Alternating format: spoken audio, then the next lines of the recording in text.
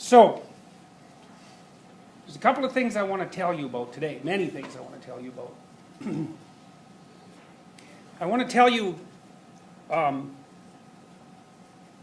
want to give you a schema that's going to enable you to understand, I think it'll enable you to understand stories like the one I told you last time. You remember Jonah and the whale.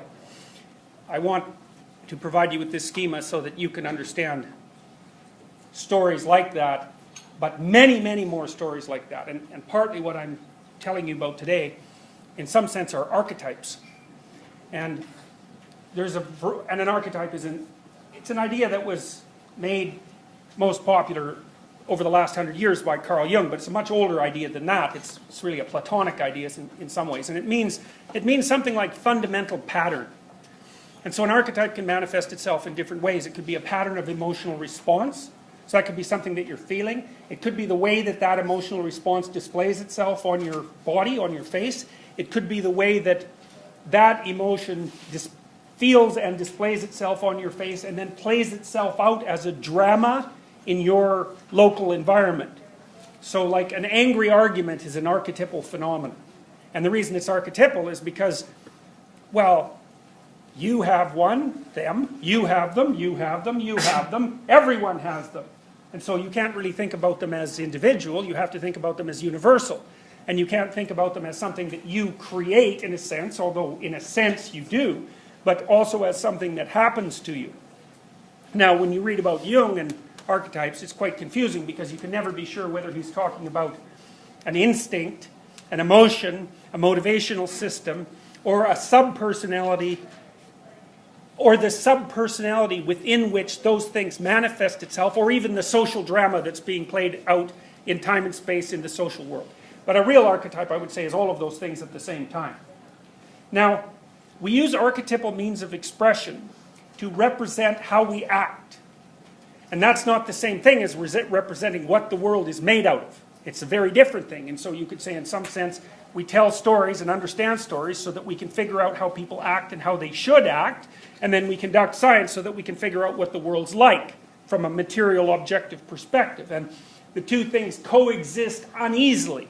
I think the more primary form of knowledge is actually how to act, with the scientific model nested inside it, because the most important question that you have to solve as a living organism isn't what the world is made out of, it's how you should act in the world, say from a Darwinian perspective even, so that you can live long enough to reproduce. That's basically, from a strict biological perspective, in some sense, that's what you have to do in order to be successful. It's kind of obvious, first of all, because you're not very successful if you just go and die. And then, of course, death from a genetic perspective and failing to leave offspring are much the same thing. So, now, one of the questions might be, how is it that we conceive of the world as a place to act in?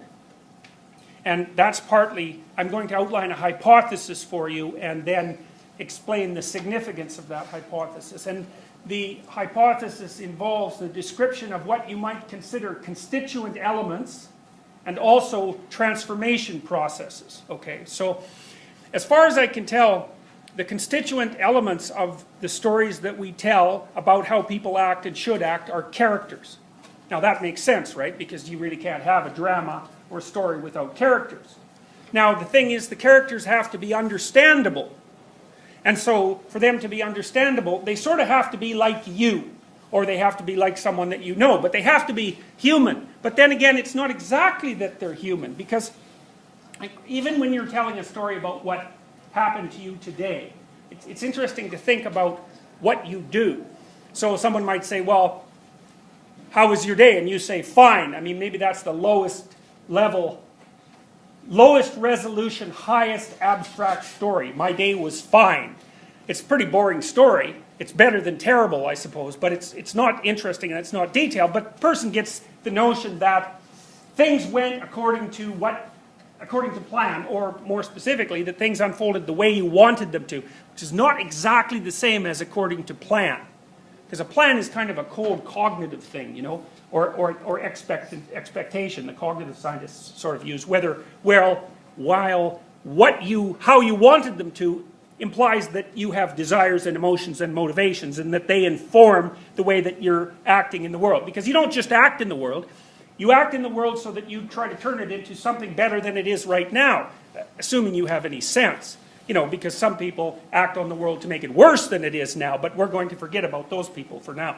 So when you say fine to someone, you basically say, roughly speaking, I got what I wanted today without undue hassle. Okay. So that's a really condensed version of the events of the day, and it's not a very good story, although it might suffice for casual conversation. A person might say, no, what did you do today?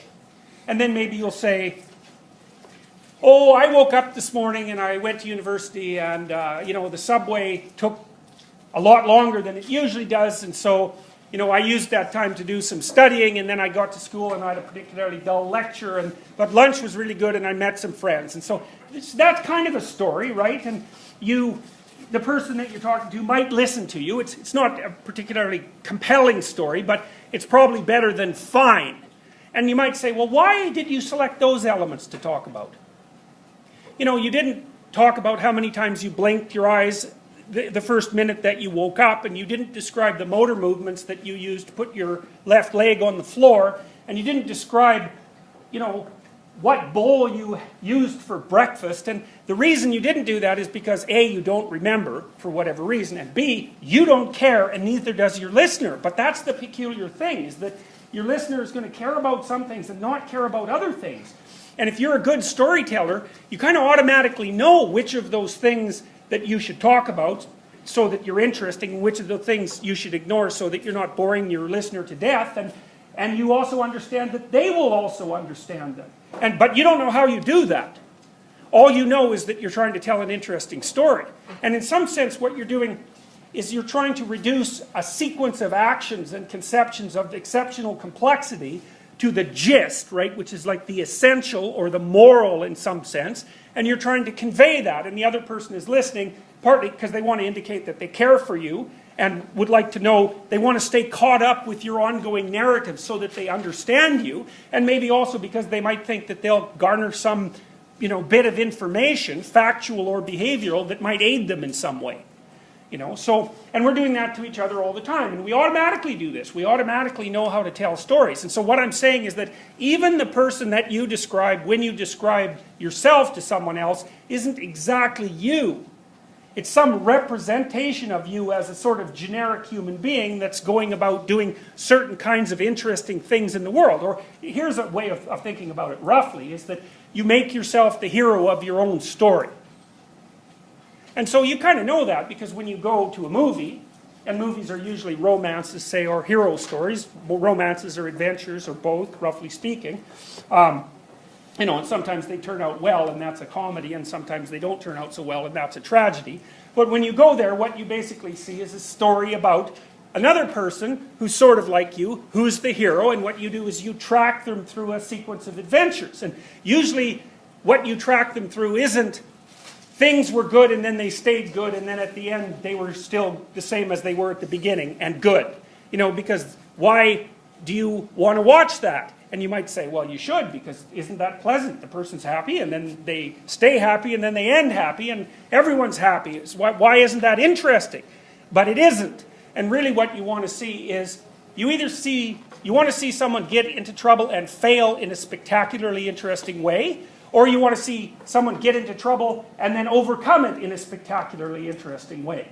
And so there's this idea in the story that the person has to undergo some kind of transformation in the midst of their travails and efforts in order for it to be interesting. So they have to start in one place, they have to end up somewhere that's not so good in a very, very complicated way, and then maybe by transforming their character, or by transforming the surroundings, or by coming to some sort of realization, or maybe just by dim-witted luck, they manage to solve the set of problems and emerge triumphant at the other end.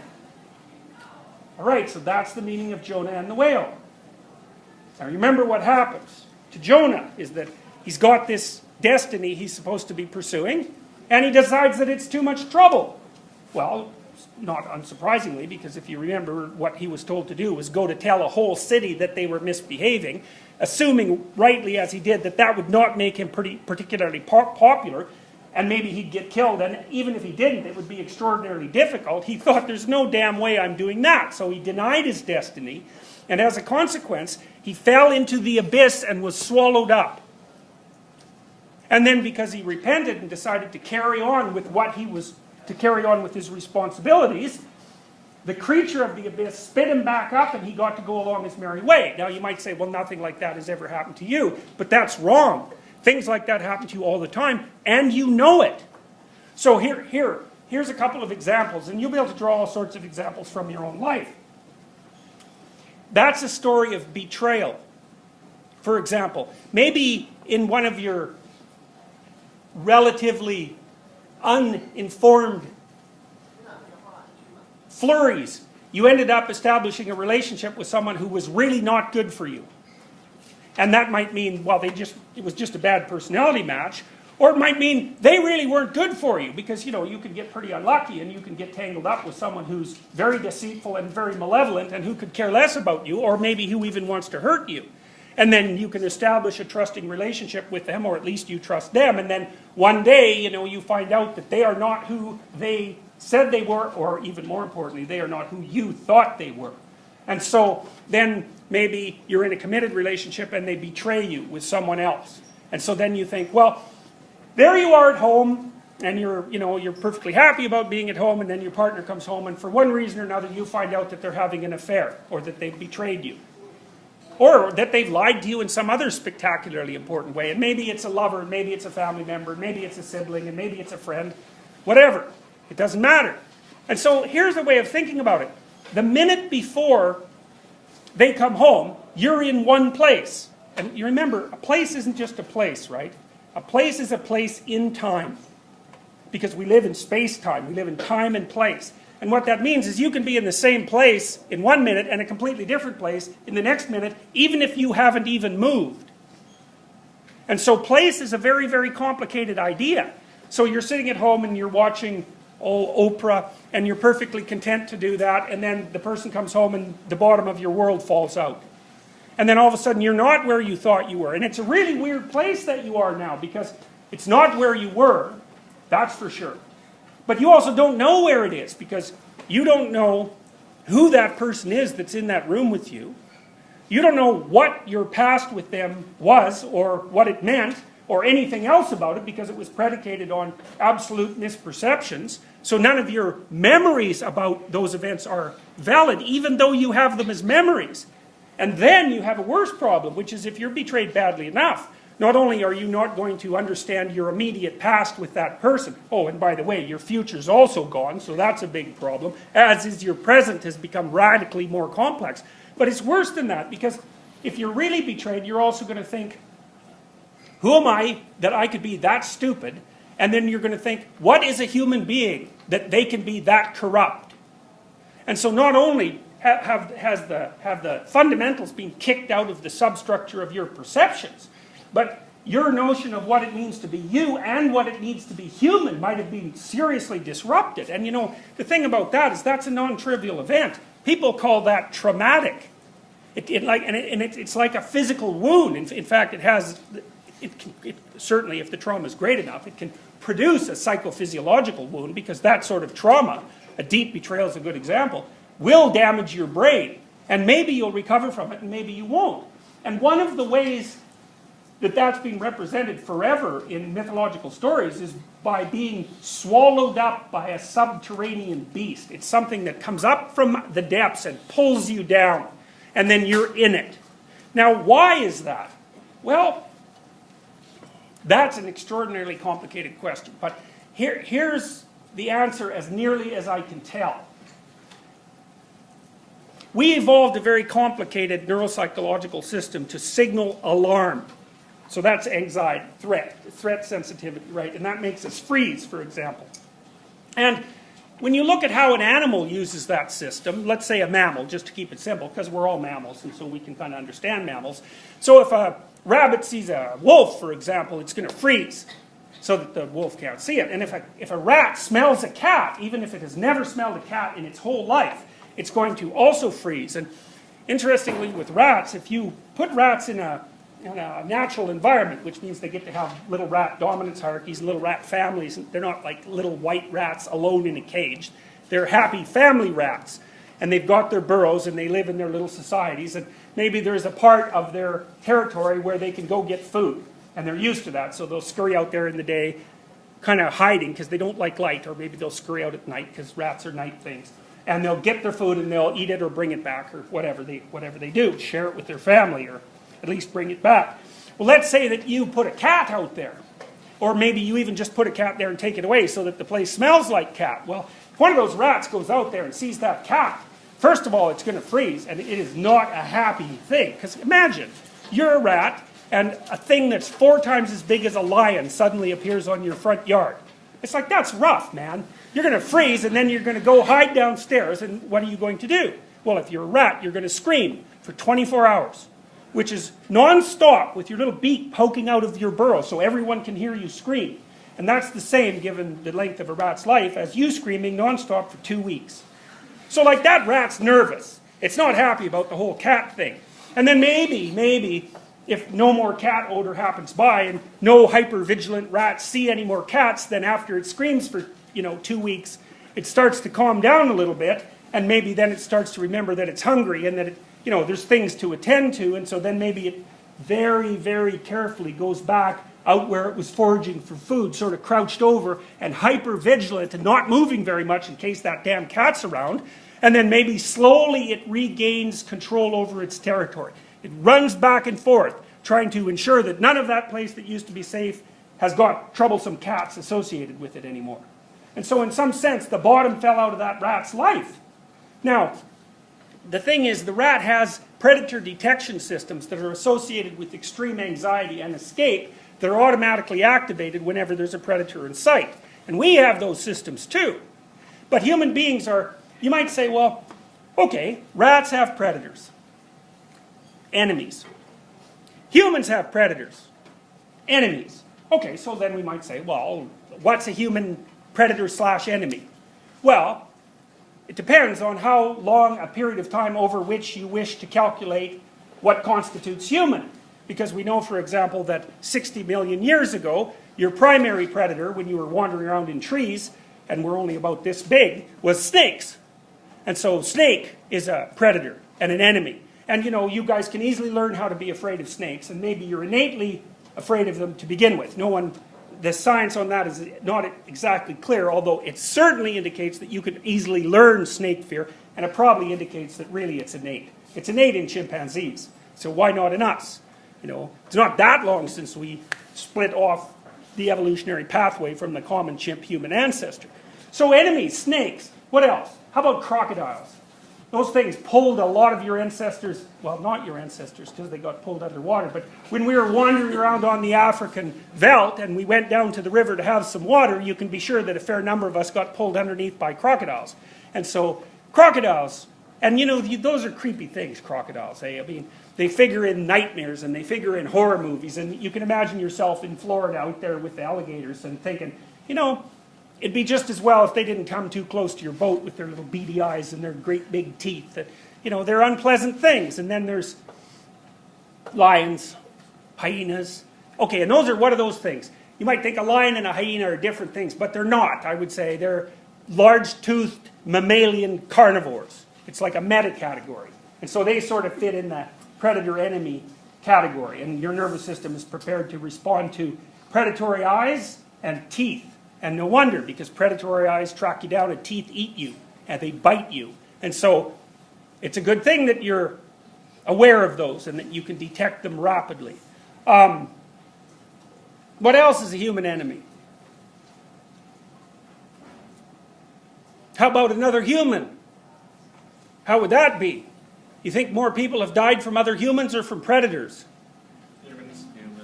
I suspect that since we've actually been human, if that's maybe 150,000 years, because that's about when it appears that we were more or less genetically identical to what we are now, my guess is that humans have got it all over predators. I mean, lots of us got eaten, let's not be too shy about discussing that. But now, at least, man, it's other people. Okay, well, what about yourself? How about you as your own enemy? Well, or then you can make it psychological. Maybe it's not other people. Maybe it's the evil in their hearts. Or maybe it's the evil in your hearts. So you see, so this is a way of thinking about it. So we have a circuit to deal with threats. But the threats exist all the way from the primordial biological, like actual predators, like snakes, all the way up to the incredibly abstract, like my great enemy is the evil intentions that other people harbor towards me or that maybe I have in my own heart. Okay, so that's that entire complex of predatory slash threat slash evil, because it's become psychologized to that point. That's one of the things that can be a character in a movie. And it is. Right? It's the antagonist. It's the adversary. That's the archetypal element. It's the thing that opposes you in every way. And you can locate that in all sorts of different places, right? You could have a story about how someone is grappling with their own evil impulses. What's the name of that serial killer thing? Dexter. Dexter's got that problem. People are pretty fascinated by that show, right? A serial killer who can do good. That's sort of like a human being in some sense, So Dexter's got this psychological battle between good and evil in his heart, or maybe the enemy is externalized. So maybe it's Batman and the Joker, and the Joker's really a figure of chaotic evil fundamentally. In the best Batman movie, which was the one with with the Joker, and it wasn't Jack Nicholson. Who played the Heath Ledger? Yeah, Heath Ledger. That was rough on old Heath, and no wonder, because he embodied this archetypal character. And that Joker was so much of an adversary that he didn't even want to win. Right? You can understand adversaries that want to win. It's adversaries that want to make everyone lose that are really hard to understand, and that's part of what made that movie, relatively striking and memorable, and he really embodied that character well. And so, here's two sets of characters that make up stories. Hero and adversary. Okay? So, and you can understand that at multiple levels simultaneously. Here's another set of characters. Now, here's why I think these characters are fundamental elements of our cognitive structure, cognitive substructure. First of all, I think that really what we want to know is not what is, but we want to know how to act, how to conduct ourselves in the world. We're moving creatures, right? We don't just sit there on a rock and filter seawater through our gills. We have to go out there and contend with the world, and so we need to know how to do that. We need to know how to do it and how not to do it, so we can look for good examples and we can look for bad examples. And we don't want just any old good example. We want a good example that's boiled right down to excellent example, and we want a bad example that's boiled right down to excellent bad example. And so a good example would be a character who is an amalgam of all the good things about good people, and an evil character would be an amalgam of all the evil things about bad people. And the more pure, in some sense, in essence, both of those characters are, the more archetypal the story. And so an archetypal story is good versus evil. And you might think you don't believe in good versus evil, but it doesn't really matter what you believe, because when you go to movies, you watch that, and you watch it as if you believe it. And I would say, this is an existential claim, by the way, is that it doesn't matter what you say you believe, because what do you know about it? What matters is how you act out what you believe. And if you really want to find out what you believe, you don't ask yourself what you believe. You watch yourself act, and you deduce from that what you believe. And so, if you don't believe, for example, in a good versus evil archetypal struggle, then what are you doing watching Star Wars, for example? Okay, because obviously that's an archetypal story, just like Harry Potter is an archetypal story. And both of those are archetypal stories about good versus evil. Okay, next set of categories. So imagine that we've been living in familial groups for who knows how long. Let's say 3 million years, just for the sake of argument. We were living in tribal groups way, way longer than that. If you think about a tribal group as something that might extend back farther than chimpanzees. We were living in dominance hierarchies for way longer than tribal groups. But the family group, you got to think we've been living in family groups for about as long as we've been extraordinarily dependent as infants, and as long as we've had really large brains. And so again, that's, you can't draw a tight line, but because we've been getting bigger and bigger brains for quite a long time. But it's in the millions of years, let's say. And so And the other thing that you might think about is that, you know, your cognitive apparatus, your perceptual apparatus, your emotional apparatus has originated within an environment, obviously. Now, we tend to think of the environment as the natural environment, and then we tend to think of the natural environment as like a forest. But the natural environment for primates, say, is only forest to some degree. I mean, first of all, we didn't just dwell in forests, because we were also veldt-dwelling creatures. But also, we didn't really dwell among trees. We dwelled among other primates like us. And so our primary environment is actually other people. And then you might say, okay, what are the fundamental categories of the other people? Well, how about mother? That's a big one, because the probability that you had a mother is like, it's up there at about 100%. You know, and if there wasn't, even if you lost your biological mother at birth, if someone didn't fulfill the archetypal role of mother, then you don't live.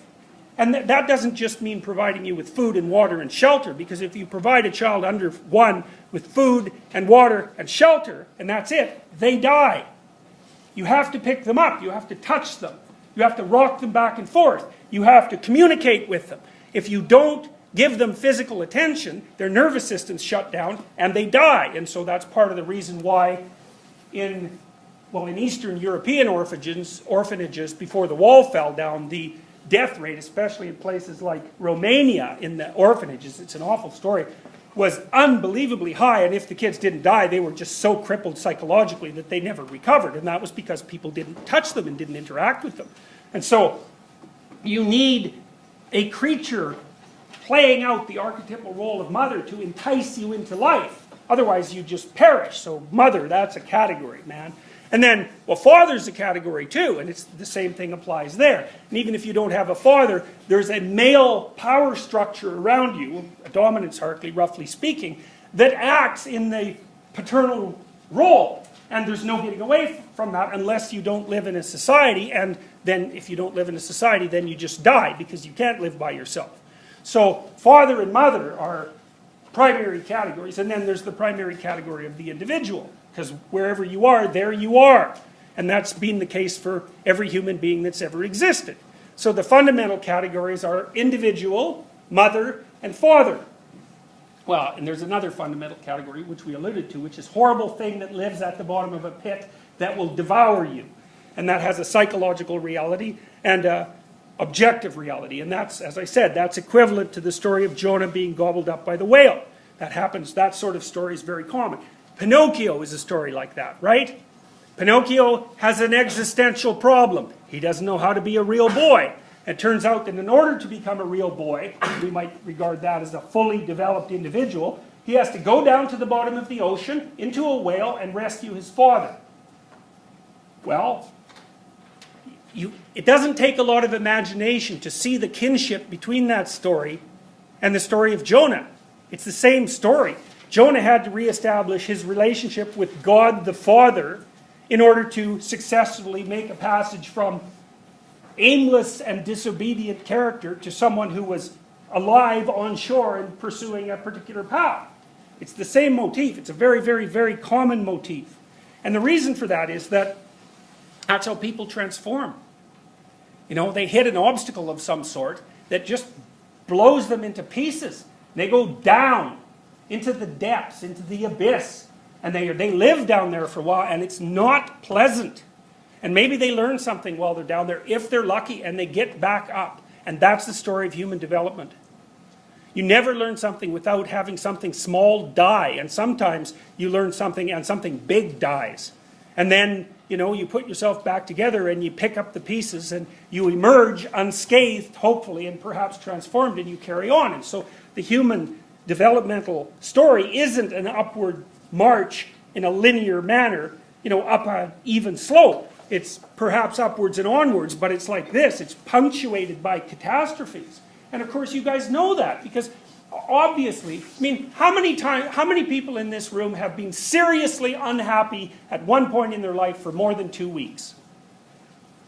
Okay, is there anyone who hasn't had that experience? Really? Yes? Have you not had that experience? Oh, yeah, oh, sorry, I thought you raised your hand. Has anybody not had that experience? Okay, so maybe not you? Well, that's good. Congratulations. That's really amazing. So, it's coming. So,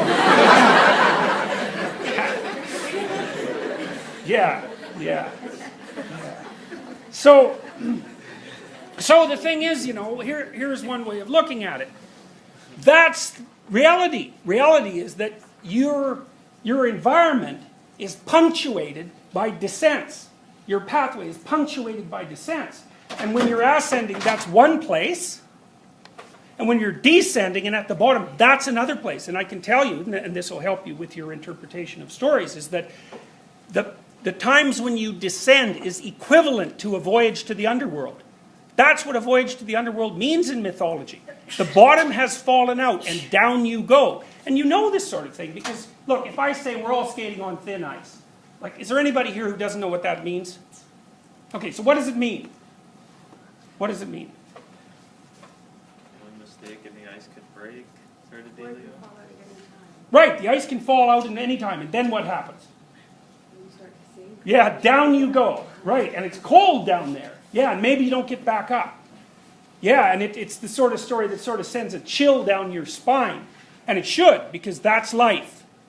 And so, one of the things that I really like about advanced personality theory is that it takes that into account. It says, yeah, that's life. Okay, now that we've established that, what do we do?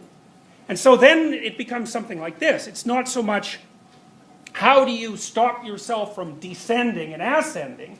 Because good luck with that. But since you're going to have to do that, how do you do it? And so part of the reason that I called this course Personality and Its Transformations is because one thing that you can learn about yourself is who you are, and that's really useful. But the other thing that you can learn about yourself is how it is that you can conduct yourself across time. And that means you're going to have to conduct yourself so that you can weather storms. And some of those might be you make a mistake and the ice breaks, you know, and some of it is, yeah, the ice breaks. And it's no mistake at all. It's just how it is. You know, so when one of your parents develops Alzheimer's disease, for example, well, you could say that's your mistake because you're not smart enough to do anything about it. And, you know, you better clue in because otherwise the disease is going to continue. But on the other hand, really thinking about it as a personal fault seems inappropriate. It's just a catastrophe that's associated with being alive. And that's what life is, you know. And so one of the things you see, for example, in all of the major trends of religious thinking all around the world, and I talk about religious thinking because those are the deepest kinds of stories. That's really what makes them religious, by the way. It's always the same message. Life is suffering. And the reason for that is because we skate on thin ice. Okay, and you can say, well, we should thicken up the damn ice, and fair enough, you know, right, definitely. But you should also prepare yourself to swim so that when you fall in, you don't die. So, now, the Job story has a hint or two in it, you know. So the first thing that happens is Job is in some sense called to action. Now, because that's an old story, because it's a primarily Judeo-Christian and religious story, the call to action takes the force of a divine command. Right? Now you might think, well, does such a thing exist? And it's a silly question in some ways, because whether or not something exists depends on what you mean by exist, you know, and that can vary with your philosophical presuppositions. But it also varies on why you're asking the question and where you're looking for the answer. So, for example, here's an example. Do you believe that there are things that you should do?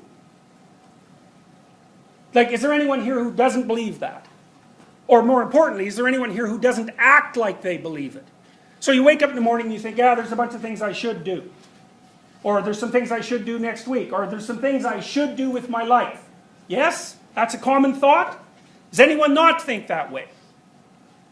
Okay, so, you know, if you're not thinking that way, you end up pretty depressed. Because then you think, well, there's nothing I should do with my life. And that's not such a happy thought because life is hard. And then if there's nothing to do with it, well, all you're there stuck with is a bunch of suffering. And that doesn't seem like a very good idea. Okay, so then you might say, well, what exactly does should mean? Well, it means that you have a moral obligation of some sort. You might say, well, you've decided that yourself. And the answer to that is, like, no, wrong. You haven't decided that yourself. Are you kidding? You'd be a complete psychopath if you decided that by yourself. Right? I mean, if you're even the vaguest bit civilized, then you decide what it is that you should do, or what you should do manifests itself within you as a context of a dialogue that you're continually having with yourself, but also with everyone around you. And not only with everyone around you, but with the entire history of mankind. Because we're all historical creatures, and what you think you should do is being shaped by what your parents think, and that was shaped by what their parents thought, and that was shaped by what their parents thought, and so on back into the depths of history, as far back as you can possibly imagine, both historically and biologically. So in some sense, there is a call to action within people. Now, in any sort of quest story, like The Hobbit, let's say, or The Lord of the Rings for that matter, the story always starts with a call to action, right? For some reason or another, the little hobbit character, which, by the way, is you, the hobbits live in this little protected place, and they're not very big, and they're not very smart, and they don't know about the wide world beyond them where the great forces of good and evil are at combat. And one hobbit, who's a little bit more adventurous than the rest, gets called upon to act, and in the Hobbit stories, it's usually the wizard who manages it, right? So it's a magical figure of some sort who's extraordinarily wise and extraordinarily old, who might as well be God for all intents and purposes, who says, it's time for you to go and become a thief. Well, that's what happens in The Hobbit, right? It's a very weird thing, because obviously that's Frodo, right? Frodo's the Hobbit in The Hobbit, and Bilbo's the Hobbit in The Lord of the Rings, if I remember correctly. Other way around? Bilbo is the Hobbit in The Hobbit. Fine, Bilbo. Okay. So Bilbo gets called to action, and he's going to go find a dragon. Well, the dragon is the same thing that swallowed Job. It's the same story. And the dragon has a treasure, which is a weird thing. It's like, what's up with dragons, right? What do they hoard? Virgins. That's the St. George story.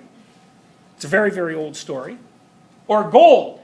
And that's weird behavior for a predatory lizard. But anyways, you accept that without any problem. Of course a dragon lives underground in a big mountain that was excavated by dwarves and sits on a treasure. It's like, we don't have any problem with that idea.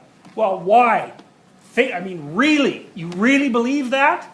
And the answer is, well enough to read the damn book and to make how many people went and watched The Lord of the Rings? How many people, and think about it worldwide, how much money did Harry Potter generate? I bet you Harry Potter generated more money than the remaining steel mills in Britain, if you calculated it across the amount of time since those stories emerged, right? So, of course, there's a lizard predatory lizard in Harry Potter, too. It's the thing that skitters around underneath Hogwarts and turns you to stone with the glance of an eye. Oh, and does that lizard hoard virgins? Well, what's the name of the girl that he kidnaps? Ginny, right? Okay. What's the word Ginny from? Virginia, right? Good, right. And she's Harry's first love interest, and he rescues her from the damn snake, and he gets paralyzed while he's doing it. What rescues Harry? Phoenix, right? A phoenix. Okay, so the basilisk bites Harry, and so he's going to die. The phoenix comes along. Who owns the phoenix? Dumbledore, yeah. What does the phoenix do? Cries. And it cries into Harry's wounds. Yes?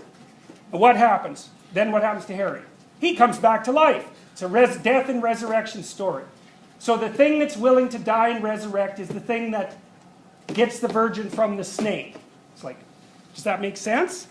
Well, you think it makes sense, even though you don't really know why it makes sense. And then what happens to the phoenix after it does that? It burns itself up in a puff of flame and is reborn. So it's the story told twice. The thing that dies and is reborn is the thing that conquers the serpent and rescues the feminine, roughly speaking. So it's not gold in that situation, but it doesn't matter. It's the same story. It's always the same story. So and when you don't hear that story, like when your culture isn't providing you with rich stories of that sort that are derived directly from your tradition, somebody like an unemployed welfare mother in Britain has it pop up full-fledged in her brilliant imagination and lays out 7 books and makes herself more money than the Queen. Right. And that, it's a Cinderella story. It's a bloody amazing story. And then there's all those books, and all those kids learn to read because of the books. And then there's all those movies, and everybody goes and sees them, and no one notices that they don't know what the hell they're doing while they're doing it. And it follows the same old story. All right. So you've got your individual, that's you, the hero. Then you've got the adversary to that. That's your enemy, wherever that enemy might happen to be. That's the forces that oppose you, but mostly psychological forces of one form or another. Then you've got the father. Well, there's two kinds of fathers. What kind? Good fathers and bad fathers. So here's an example. The Lion King. So the Lion King has a father, right? Mufasa. And Mufasa has a brother. Who's his brother? Scar. And what's up with Scar? Not a pleasant guy. Partly maybe because he's scarred. Something's well, really, eh? He's kind of skinny. He said he came from the shallow end of the gene pool. Obviously something's happened to him because he has this scar. He's arrogant and brilliant, which is a very common set of attributes for negative father figures. And he's out to do in the king. Right, so what does he represent? Well, you could say, here's a way of thinking about it sociologically. One of the things you hear very frequently, I'm sure many of you have heard this ad nauseum, is that there's such a thing as the patriarchy, right? The patriarchy. Well, okay, the patriarchy is a mythological construct. And I mean that technically speaking. You have a paternal figure that basically represents, it can represent the father directly, or it can represent the structure of male power. It's not just male power, but whatever. For the time being, we'll stick with that. It has a positive aspect, which is why you get to sit here and you're not being snowed on and freezing to death. So that's the positive element. And it has a negative element, and the negative element is the arbitrary tyranny that's associated with any social organization. Right? So, okay. What do you think of the U of T? Like your first year, did you enjoy it? No. How many people didn't enjoy it? Okay. How many people did enjoy it? All right. So more, by the looks of things, some of you are neutral. You neither enjoyed it or didn't enjoy it, or you don't have the mental energy to like crank your arm up and down. So, okay. So most of you didn't enjoy it. What the hell are you doing here then? Like, what? Why bother? So someone who didn't enjoy it, answer me that. Maybe you really didn't enjoy it, but here you are. Why are you still here? Well, I already paid for a full year. That's the sunk cost answer. It's like you waited for a bus for half an hour. It hasn't showed up. The right thing to do is wait for another half an hour. Right. Well, to put it in the more metaphorical term, I approached it from a different angle. So basically I changed what I was studying. Ah, how'd that work? Worked out well. Was At it least the second time I tried it, it worked out well. good? Good. So was that an unpleasant process? Yes. Were you confused? Yeah. Did you come out the other end? Yeah. Right on. At least Good now I work. have. You more mature? Yeah. You know more than you did 5 years ago? I hope so. Was it worth it? I hope so. Great.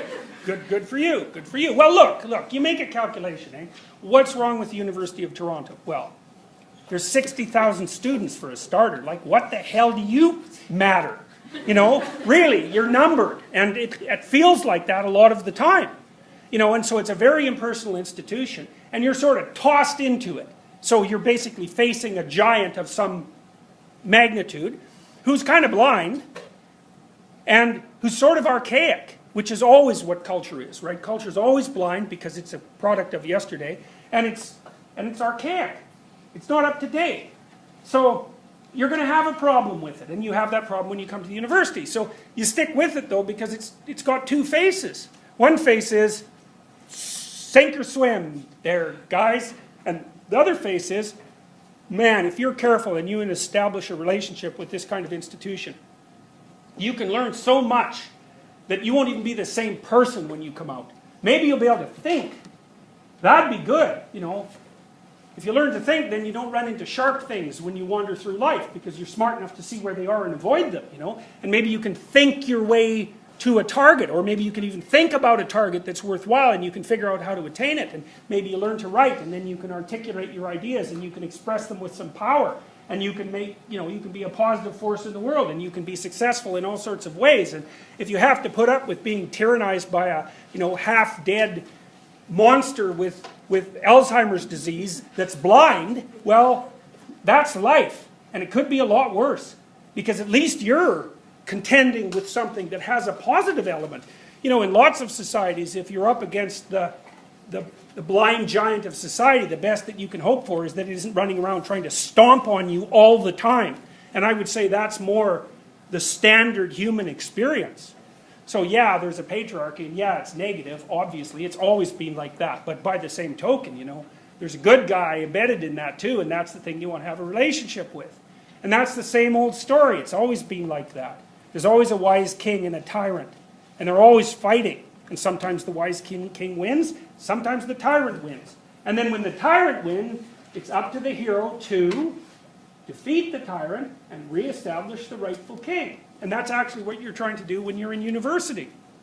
Because the rightful king, in some sense, is a corpse that's embedded inside the university. And your job is to revivify it. You know, you're the living element of the university.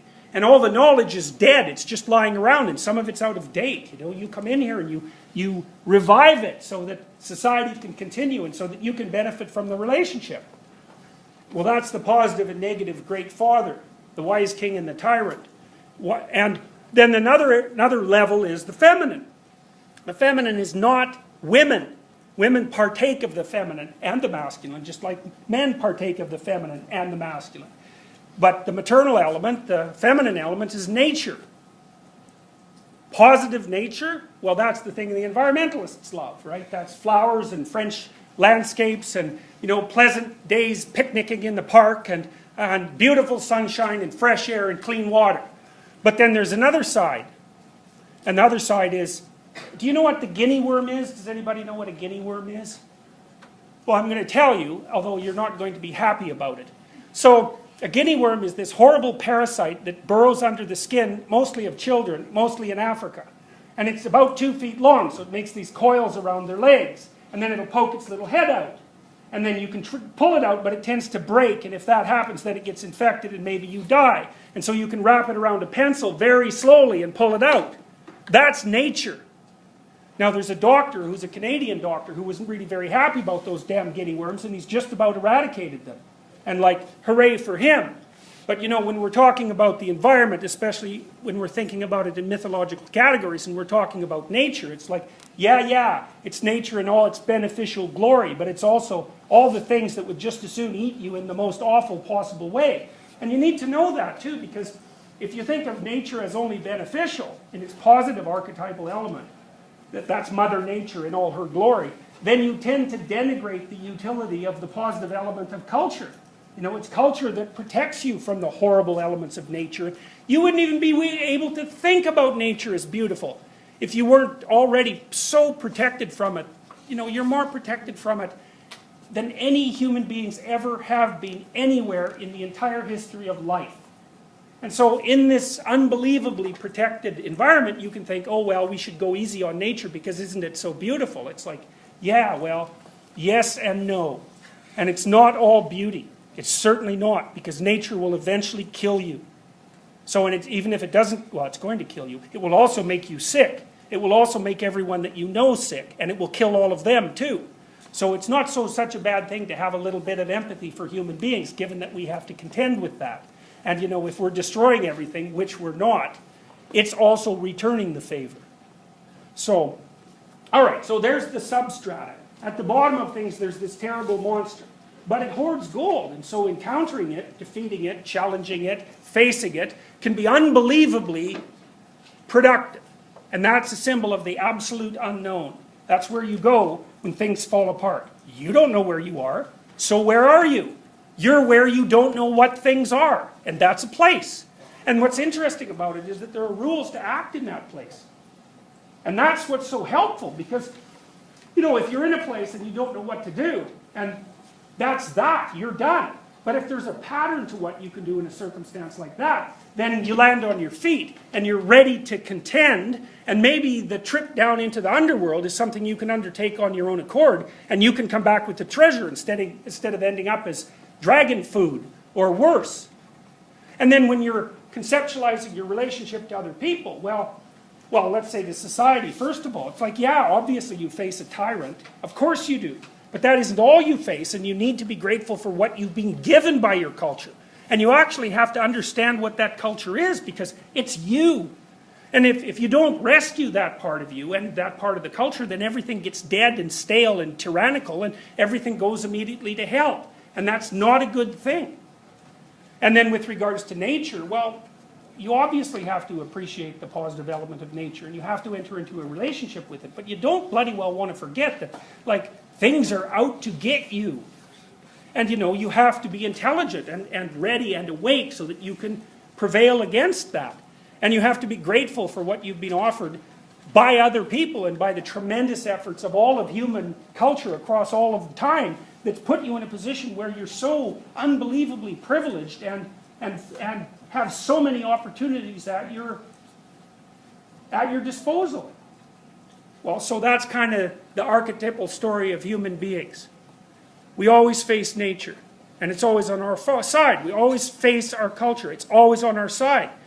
And we always have ourselves and those things that are arrayed against us, internally, externally. And that's the, you could say that's the existential world. It's the world of drama. And the things that are really compelling to you as means of communicating, use those categories to provide you with information. Because what you're trying to figure out is, if that's the landscape that makes up your being, so that's a phenomenological idea, how is it that you weave your way through it? Well, that's what we're going to figure out while we go through this class. Okay, so that's the mythological background. So there's the characterological elements that I just described, and then there's the punctuated movement forward. Now, you know, the problem with that is that when things fall apart, it's not like you just fall apart psychologically. It's not just a psychological condition. You know, if someone's betrayed you deeply, that might be because you're naive and unready, and maybe that's a psychological element. Maybe you're just young and, you know, you don't know better, and you couldn't. But there's also the real fact of the problem that you have, in fact, been betrayed, and now you don't know what to do. So there's reality in it as well as just what's psychological. And so one of the ways that you might construe personality theories that have to deal with a description of the way people are and a description of how they might move towards mental health is that they're maps that tell you how to, they're maps of that landscape that tell you how to orient yourself so that you can succeed. And even better, and this is a Piagetian idea, it's not only so that you can succeed, it's so that you can succeed in a way that your family succeeds, so that they can succeed in a way that society succeeds, so that everything works better at the same time. And that's really success. You know, and that's like, you're winning a game that everyone wants to play. Well, what a deal. You get to move forward and everyone else gets to enjoy it. Well, that's a good definition of success. It's an archetypal definition of success, actually, because if you succeed properly, then your success benefits everyone else. So, hard to imagine that there could be anything particularly wrong with that. All right. So, that's the mythological element. Now I want to tell you a little bit about the shamanic element. Now, the reason I want to talk to you about shamanism is because shamanism is a very, very old phenomena. And shamanism looks like a phenomena that involves the dramatization of transformation processes. So one transformation process might be the initiation of young men.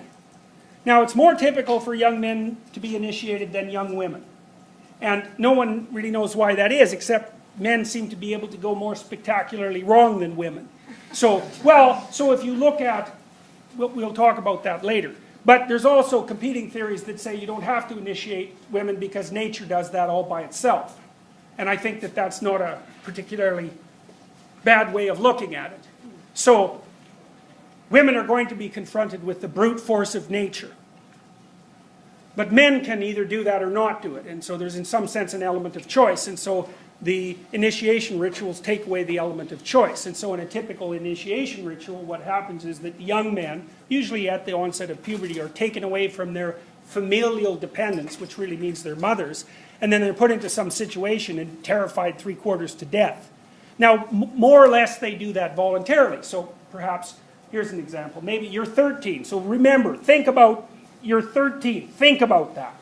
Okay, and so you're still afraid of the dark when you're 13, even though you'll tell people that you aren't, but you are. And so, like, if you were dropped naked in the middle of a forest when you're 13 and it's midnight, you're going to be plenty frozen with terror. And a good thing, too, because, you know, it's dangerous out there. Okay, so then you think, well, maybe it's just a park. But you're still out there, and it's dark, and you're afraid. And you might say, well, what are you afraid of? And one of the things you might come up with is, well, you're afraid of what you're imagining. And then you might say, well, does that mean that you're afraid of your imagination? Or are you afraid of the things your imagination represents? Well, you kind of have to think, if there's no actual objective danger there, then what you're afraid of is your imagination. Now, did you guys ever see the Blair Witch Project? How many of you have seen that? How many of you haven't?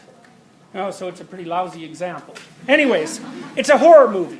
Now, there's kind of two kinds of horror movies. There's the splatter type horror movie, and I think actually those expose you to disgust. And then there's the fear kind of horror movie, and that doesn't need to have any gore at all. It just makes you afraid. And the Blair Witch Project's a very good example of that, because all that happens, nothing happens. Nothing happens. But you think something terrible is going to happen every second. And the sense that something terrible is going to happen keeps climbing through the whole movie. And so what they do is put you in a state of radical uncertainty and never let you off. Okay, well, so basically they're playing with your imagination. And that can work very effectively. Like, a horror movie is often more effective if they don't show you what's making those horrible noises off screen. You know, because no matter what they show you, the probability that it can be as personally horrible as whatever monsters you're dredging up out of your imagination is very low. So, okay. And you know, it's reasonable to be afraid of the dark, because throughout our biological history, lots of unfortunate people were devoured by things in the dark or hurt very badly by them, etc., etc. And we're also daytime creatures, right? So we don't like the dark very much. So what you do to someone if you're going to initiate them is maybe you take them when they're 13 and you put them in a really dark cave. And caves, they're so dark, man. Like, if you're in a cave, you just can't believe how dark it is. You can't see anything in a cave. So you don't know how big the space you're in is, and you don't know how small it is, and you don't know whether or not it's going to collapse or whether it's going to stay up. And you don't know how far you are underground, especially if the people who took you there didn't, you know, walked you around in circles and didn't let you know where you were going. And then maybe they leave. And maybe they leave for 3 days. And so you're sitting down there thinking, well, what are you thinking exactly? Well, you're thinking the most horrible thoughts you could possibly imagine, right? I'm never going to get out of here. They're never going to find me again. Some horrible snake thing that lives in the darkness is going to come and eat me slowly, because fast would be, you know, merciful. And then I'm also going to go completely out of my mind, so that even if something doesn't eat me, I'm going to come out of here and it'll be worse than being dead anyways. And so partly what you're doing in that circumstance is you're facing the demons of your own imagination. And if you can stand that, then you grow up. And that's what an initiation ceremony does. Now, a lot of what you'll find if you look at clinical theories of psychology, the same motif applies. If you want to get better, you have to find out what you're avoiding and what you're afraid of. And maybe what you're disgusted by even. And you have to expose yourself to that voluntarily, and you have to let that change you. And so it's not a pleasant prospect. I mean, it's not dancing through a field of daisies, right, with Muzak playing. And it's not follow your bliss, you know. It's not the natural unfolding of a positive process. It's not that at all. It's the voluntary confrontation with the things that make up life's horrors. But what's interesting about it is that there's an idea there that lurks under the surface archetypally, and that is, there's a lot more to you than meets the eye. But it won't be released unless it has to. And so you're not going to even figure out what it is until you put yourself in peril. Now, part of that you might think, like, imagine that you're an introvert and you're socially awkward and you're highly neurotic, so you feel a lot of anxiety and depression. You don't like going to parties, and that's because the horrible tyrant lives at parties and always glaring at you and judging you and telling you how useless and insufficient you are. And so you go there and you don't even look at people, because you know that if you did look at them, you'd just see the face of the judgmental tyrant, which, by the way, you wouldn't if you actually looked at them, but you won't because you avoid.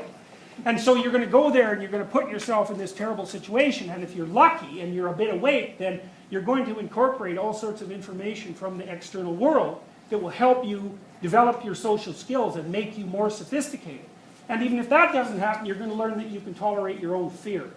And you might say, well, what's better? To not be afraid or to know that you can handle being afraid?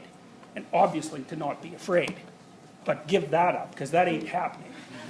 So the next best thing and the realistic thing is to know that you're the master of your own fear. And so a lot of what we're going to talk about in relationship to classical theories of personality is exactly that. It's not that the world isn't terrible. It's that the world is terrible. But you're a lot stronger than you think. And the way you, okay, and so part of that is the strength that you gather is partly the information that you gather when you go somewhere that you're not good at, you know, so you're establishing new skills like you have at university. But there's another part that's interesting that's related to the little video that I showed you at the beginning. DNA turns out to be a very complex structure. And so if I put you in situation A, then DNA codes certain kinds of proteins that help make up the way that your mind is and the way it works. But if I take you and I put you in another situation, completely different genes turn on. And so what that means is that you have a biological repository of potential yous lying dormant at the highest resolution level of your molecular structure. And that if you push yourself in all sorts of different directions and you find different things to pursue and test yourself against, then you're going to turn on parts of yourself that aren't currently on. And God only knows what you'd be like if you turned yourself completely on. And maybe I could use a better metaphor.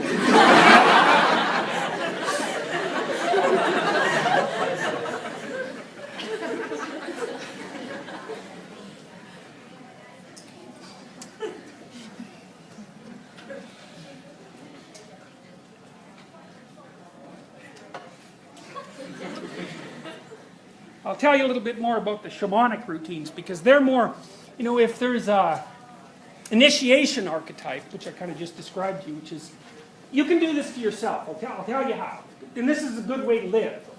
It beats the alternative anyway, so, which is like the definition of a good way to live. So imagine you're trying to pursue something. So you got a goal. That's a good thing. You got to have a goal. And you don't want to hold on to that too tightly because you might be wrong. So you got to be willing to let that go and have a different goal, but you need a goal. And then, you know, while you're pursuing the goal, you're going to find out that there's some obstacles in your path, obviously. And maybe some of those obstacles are of a frightening type, or maybe they're even of a disgusting type. You might say, I don't want to turn into that kind of person. So those of you who are sort of socialist, utopian left-wingers might think that way about business people. It's like I would recommend that you get over it as rapidly as possible. So anyways, you might think there's no way I'm going to act that way, so you sort of put it off limits, say. Or maybe you're afraid to do what you need to do next. Well, here's the rule. Don't avoid doing things because they make you feel negative emotion if you have to do those things in order to pursue your goals. In fact, you should do exactly the opposite. So let's say you're pursuing a goal and you find that you're afraid about something and so you're avoiding it. The first thing you should think is, aha! Look, I'm afraid of something and I'm avoiding it. Dragon. Treasure. Exactly there. And that's exactly right. It's precisely right. If you're afraid of the thing, then what that means is that you're not developed enough to handle it. And you need to be. So you should think about that as a discovery, like a positive discovery. You found out where you have a weakness, and you're now able to address it. So, you know, if you're an introvert and you think, it's Friday night, I could go to this party, but, you know, I really don't want to. Then you think, oh, that means I should go. And that's exactly right, because